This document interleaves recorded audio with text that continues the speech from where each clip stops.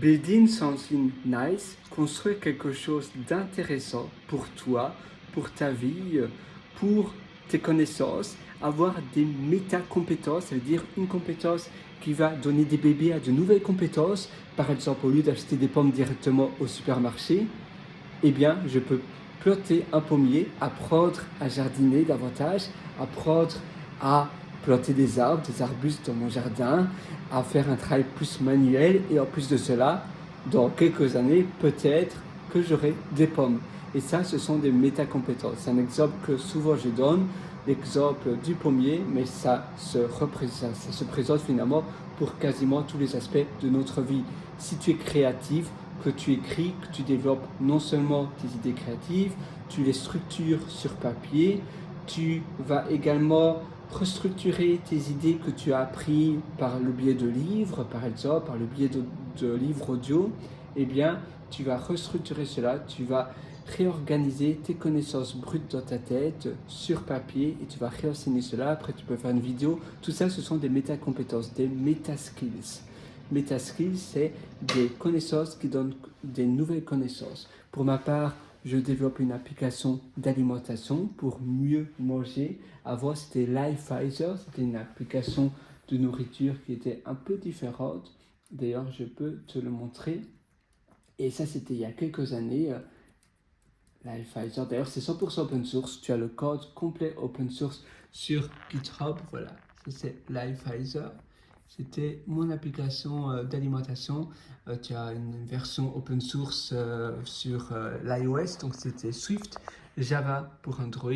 J'ai également créé un parseur. J'ai utilisé aussi beaucoup PHP pour le backend, pour l'API. J'avais créé un CMS également et pas mal de tests unitaires. J'ai développé cela. Parfois, je passais des nuits entières à un Starbucks qui m'a malheureusement maintenant fermé, qui était ouvert 24 heures sur 24, un Starbucks à Stephen Green en Irlande, à Dublin, Stephen Green. Et je passais une nuit blanche par semaine à cette époque-là. Starbucks, Dublin. Voilà. Stephen Green, ça, le Stephen Park. Stephen... C'est ça, c'était, oui, c'était exactement celui-là. Voilà. Stephen Green. Donc, c'était très chouette et je passais voilà, de nombreuses heures dans ce Starbucks. Je me souviens comme si c'était hier. C'est amusant. Et c'était le seul café, on va dire, qui ne fermait pas, qui était ouvert 24 heures sur 24. Voilà pour la petite histoire.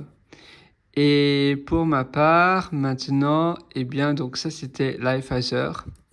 Donc revenons, voilà, ça c'est l'application Swift iOS.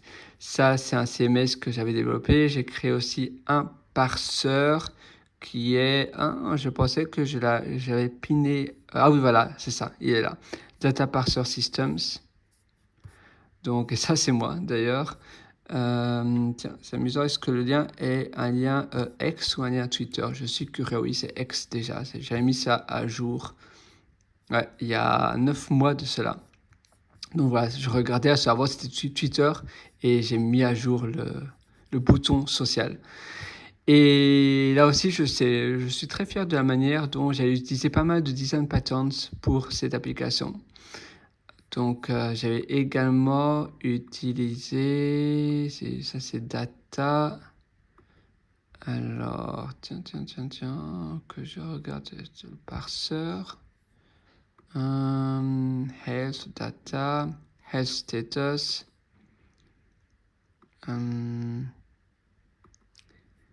J'ai utilisé, ouais. Ça fait longtemps que j'ai pu regarder mon code source.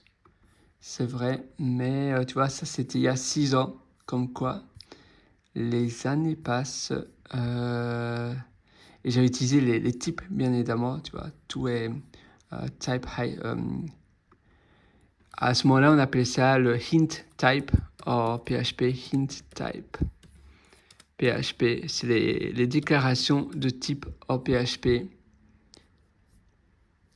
Ouais. Type hints, voilà, exactement ça. Et maintenant, il y a les déclarations de type depuis PHP 7.4. qui est un peu différent. C'est un concept qui est plus avancé que les type hints. Et la chose que je voulais te montrer d'ailleurs, je cherche où ça se trouvait. Invalid file, oui, ça c'est choses qui sont valides. Je cherche un fichier que apparemment je ne trouve pas. Converter. Get value, ça c'est aussi un get value object, c'est un pattern également. Get value object, si tu es un peu technique,